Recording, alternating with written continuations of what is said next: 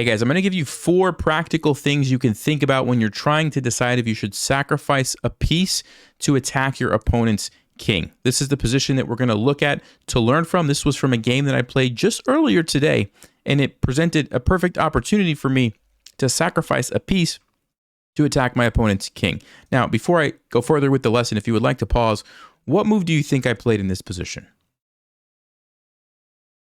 Well, if you had a chance to look at that, the move that I played is bishop takes h7 check. Now, to be completely honest with you guys, this is a bad move. Okay, I'm looking at Stockfish right now, and as soon as I play that, you can see it says, "Oh, that's a blunder. You should have not done that." Now, there's two sides to this coin, right? There's the, well, what's the best move side, and then there's the other side of what's going to give me the best chance to win the game, right? And sometimes not playing the best move, but playing the one that gives you the most practical chances to win the game is your best option, right?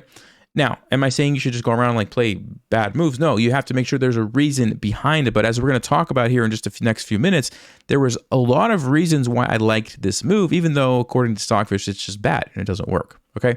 So let's go ahead one by one here. What are the 4 things that I thought about before I played this move, bishop takes h7 check? So number 1, if you've seen a typical sacrifice in the past that you remember, you can apply it to your games. So I'm going to switch the position here. This is a different position, okay? And in this position, there is something called the Greek gift sacrifice. So if you would like to pause, this is pretty obvious based on what I just showed you, but what's the move here for white? If you had a chance to look at that, hopefully you were able to come up with bishop takes h7 check. This is called the Greek gift sacrifice. And it's an idea where you give up your bishop to lure your opponent's king out into the open so that you can attack the king. And usually it's followed up with knight to g5 check. And if the king goes back, you can simply play queen h5. And there's no way for black to stop checkmate. Yes, you can try to move your rook, but it doesn't help you. You still end up getting checkmated. Keep in mind the knight here is pinned, and so you can't block. The game is over, okay? In a perfect world, that's how you would hope that the Greek gift sacrifice works. Now, it's not always that simple, right? Because after you sack here and the knight comes in, if black wants, they can play king g6. And this is actually a much trickier move. You still have to figure out what you're going to do here. You can bring the queen out, but then they can play f5 and attack you. You go back, they play f4. You go up, then they have to play like queen e8 to survive. It's a very tricky position, but black can survive if they play the correct moves. Practically speaking, there's all sorts of pitfalls. There's a discovered check when the queen. You can start using this h-pawn. Sometimes the queen even comes around this way. I mean, there's so many different things, right? But that's the Greek gift sacrifice. I've seen this before. Actually, I talk about this in depth in one of my courses, my Gambit course, which we'll talk about more later, but I'm familiar with it, right? So going back to the game that I just played, in this position, I'm thinking about this, right? One of the things about the Greek gift sacrifice is if there's no knight on f6 defending that, which there's not, that knight has already been moved to the other side of the board, you want to at least consider it. Now, this position is different, right? Because there's a pawn on f6. And if I'm going to do this and follow up with knight to g5, I have to be willing to sacrifice another piece. So I'm sacking 2 pieces here if I'm going to go for that route, which is a lot. But it does open up my rook. And then the other question that you want to talk about is, okay, what about the queen, right? Normally in the Greek gift sacrifice, queen sitting on d1, it can zip over to h5 and you're ready to go. In this case, my queen's kind of misplaced over here, right? I would much rather it be on d1 instead. Otherwise, I'm going to have to waste a move to try to get it over there somehow, right? So these are some of the things that were going through my mind. The next thing that's important when you're thinking about sacrificing a piece is, does it expose your opponent's king long-term to some kind of an attack, right? Because if you're just giving up a piece and you don't even get to their king, that doesn't really make sense, right? But in this case, it does expose the king, because after he takes, if I go here, let's just say takes, well, now this is open and this is open for my rook. This diagonal is kind of open, right? So the king is going to be exposed long-term.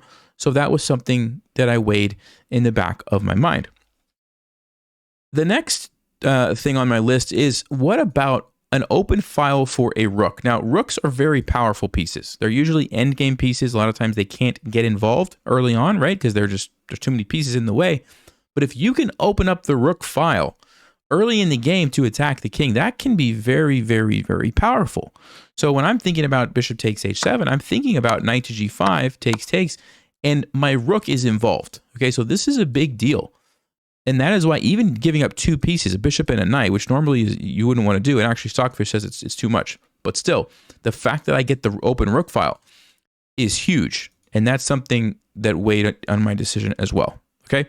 Now, the fourth thing that I thought about is a particular mating pattern. Okay. So in chess, a mating pattern is a configuration of the pieces that leads to checkmate. And sometimes you see them as you're playing a game. And I actually saw one here when I was debating on taking this pawn. And let me actually show you the one that I saw. Bishop takes check, knight to g5, check. And if the king goes back here, well, actually, here's a good moment to pause. If you guys would like to pause, and if maybe you've had some experience with, you've seen some checkmate patterns, what's a potential one that maybe you might recognize here? See if you can spot one. All right, well, if you had a chance to look at that, the move that I'm thinking of here is g6.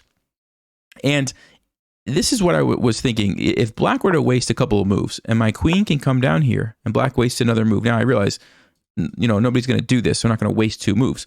But if they did, there's checkmate here. Do you guys see what it is? Well, you could start with queen h5 and just come down for checkmate. Or the one that I was thinking in my mind was check. Then the queen comes in check. And then I can come down here to h7. Okay. Now, like I said, I wasted 2 moves for black, which is probably not going to happen. But that idea was kind of in my mind. I was like, okay, I can see how this could potentially work out in my favor. Takes, go here. Okay, maybe push the pawn at some point in the future if I could do this. And maybe even if I, sack this knight or move this knight, the queen could come over. Now there's a bishop there. So like there were some details that I wasn't sure about. But the general idea was like, there might be a mating pattern there that I've seen before. Okay, so that was the fourth thing. So is it a typical sacrifice that I've seen before? Is there a checkmate pattern that I'm familiar with that I maybe could see working out? Am I exposing the king long term? And then am I opening a file for the rook? Those are kind of the 4 things that went through my mind that led me to sacrifice the bishop. Okay, now, like I mentioned, Stockfish doesn't agree. What's the problem? Well, after knight to g5 check, Stockfish says you take the knight. When I go here check, all you have to do is go back. And I don't have time to do this. It's just too slow because if I play queen to d1, black can simply go bishop f5. Yes, I can go queen here, but then he can go queen to e8, which attacks my queen, stops me from playing g6 because they would just take it. And this is not checkmate. The king just runs. This is not checkmate. The king actually could just run over here. Black has no problems, and I'm down 2 pieces just like that. Okay? So that's why it didn't work, right? But this was a blitz game, so you can get away with these things. And even if it wasn't a blitz game, if you're like a 1400 rated player, I would say absolutely you should go for this sacrifice if you want to play an aggressive game, right? Because at the end of the day, like this is going to be so much more fun. This is going to be so much more interesting. Why would you want to like just play this long, boring, just trade the pieces, go into an end game where everybody has the same amount of... This is fun, in my opinion. That's, of course, not everybody would agree with that, but I think totally you should do this. Anyway, that's what black could have done. But what happened in the game, and this illustrates my point of like, I'm not playing against Stockfish. I'm playing against another human being who has to think and calculate and figure out what to do. They made a mistake. They played king h8. In their mind, they were probably thinking, I already got 1 piece. I don't want to open up the rook and potentially fall into some sort of trap, so I'll just go here and I'm happy with my piece. The problem is, now I have this knight, which I can actually use to like attack the king and stuff, right? Since they didn't take it. So that's sort of the issue there. And just with that one move, we went from black would have been totally winning if they take to now Stockfish says it's equal. And it's a close game. Okay, so if you'd like to pause, what's a way that we could potentially continue the attack from this position? Well, if you had a chance to look at that, the move that I played and I think was a great move here was queen to c2. And what I'm doing is threatening checkmate. And it doesn't always have to be complicated, right? Like sometimes the best move is just a simple threat that's not necessarily easy for black to deal with, right? I'm also controlling this diagonal. So I stop a move like bishop f5, or I'll just take the bishop. And black has no easy way to defend that square. I mean, all the pieces are kind of uncoordinated to deal with that. If you take my knight, well, then, of course, you have to worry about this, which does not look good although Stockfish seems to think black can somehow still survive. But my opponent decided instead to play f5, which I think is a pretty sensible move. You're just shutting down the queen along the diagonal. Okay, so again, if you would like to pause, how can we continue the attack on black's king? And by the way, I should note, now I'm only down one piece, which is a big difference. And I have this knight that I can use to attack, right? So that's just a kind of a key thing to keep in mind. Okay, what's the move here for white? If you had a chance to look at that, there's a couple of ways that you could approach this, and I did not really play the best move. So I played e6, and my point was, well, I'm trying to use this square for my knight. I'm threatening a little fork here. Seems kind of annoying, shuts out the bishop, and I really didn't know what else to play. Queen to d1 would have been another idea, trying to come over here. The reason I didn't play it was because I thought queen e8 just stops me, and I didn't really know what to do next. And then another thing you could have tried would be knight here, trying to jump in this way. But in my mind, I was thinking that just seems too slow, right? Like 1, 2, 3 moves. Like I don't know what black's going to do in 3 moves, but there's probably something. So I played e6 because it was fast. It created a quick threat, right? Not the best move, but that was my logic. Okay. My opponent played knight takes d4. And you could see it's a blunder. I didn't know that at the time, but I did, after some thought, come up with the solution here. So if you would like to pause, what do you think the best move is here for white?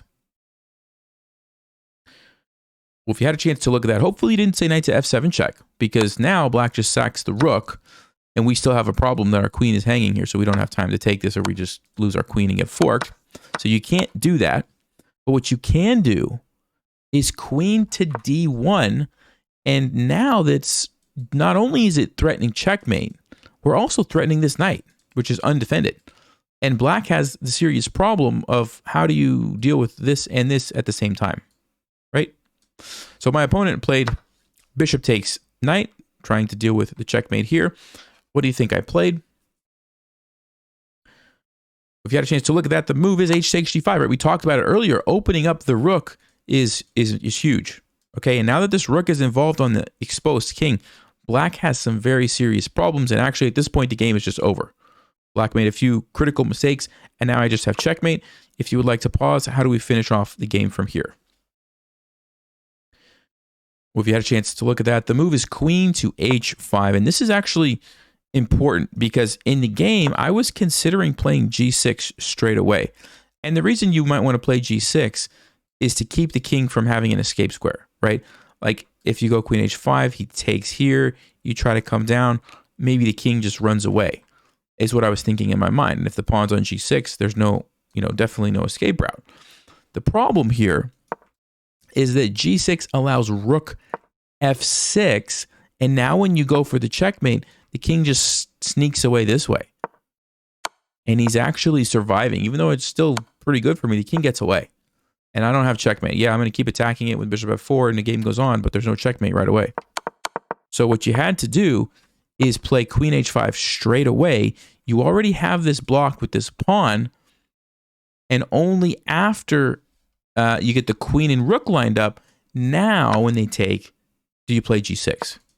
Because now there is no rook f6 trying to run the king this way, because on rook f6, this is just checkmate straight away. Okay, so do you see very subtle difference there, but you needed to get the move order correct, and now there's just a forced checkmate, and my opponent actually just resigned.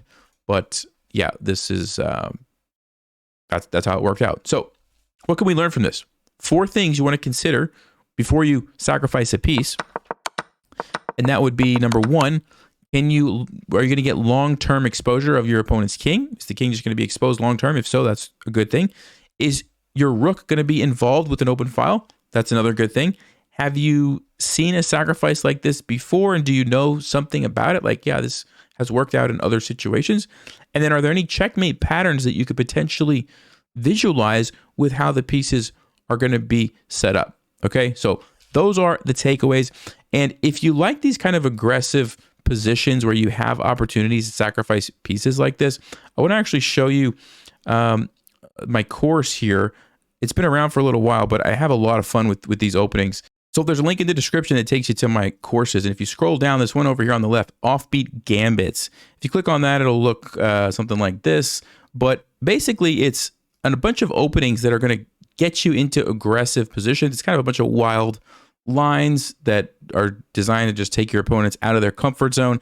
If you're under 2,000, you're going to have good success with them. I play them, you know, even higher, 23, 2,400 on chess.com, but you're going to have the most success if you're under 2,000. They're a lot of fun, and they'll get you into some of those good positions where you can actually practice attacking, kind of like we talked about in this video. So if you're interested in that, make sure check it out. The link is in the description, like I said. But I hope you guys learned something about attacking, and I'll see you next time. Stay sharp, play smart, and take care.